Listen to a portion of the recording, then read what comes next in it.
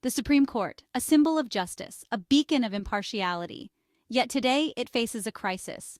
Public trust, once unwavering, is eroding. Americans are questioning the very institution they once revered. Recent polls paint a grim picture. A Gallup poll found that only 25% of Americans have confidence in the Supreme Court. This is an all-time low. The reasons are clear partisan rulings, ethical concerns, and a perceived lack of transparency. The court's legitimacy rests on public trust. This trust is built on the belief that justices are impartial arbiters of the law. But recent events have shaken this foundation. The court's decisions on abortion, gun control, and voting rights have been deeply divisive. This crisis of confidence demands action.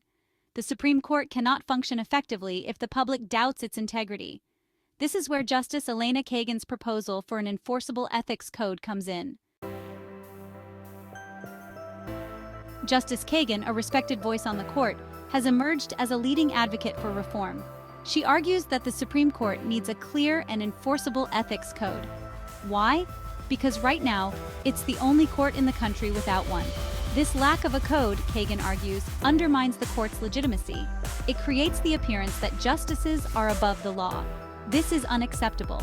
All branches of government, including the judiciary, must be held accountable. Kagan's proposed code is modeled after the Code of Conduct for United States judges.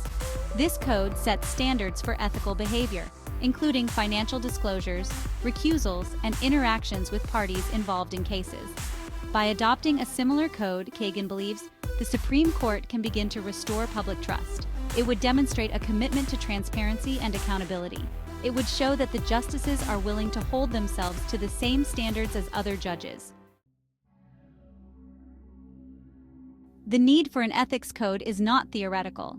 Recent history is replete with examples of justices engaging in behavior that raised ethical concerns. These incidents have fueled public distrust and calls for reform. One prominent example involves Justice Clarence Thomas and his wife, Ginny Thomas. Ginny Thomas's involvement in efforts to overturn the 2020 election raised serious questions about Justice Thomas's impartiality. Many argued that he should have recused himself from cases related to the election. Another example is the case of Justice Samuel Alito.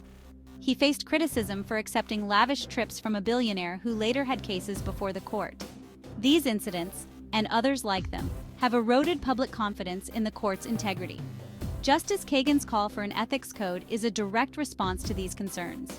She argues that a clear code would help prevent future ethical lapses. It would provide guidance to justices and make it easier to hold them accountable for their actions.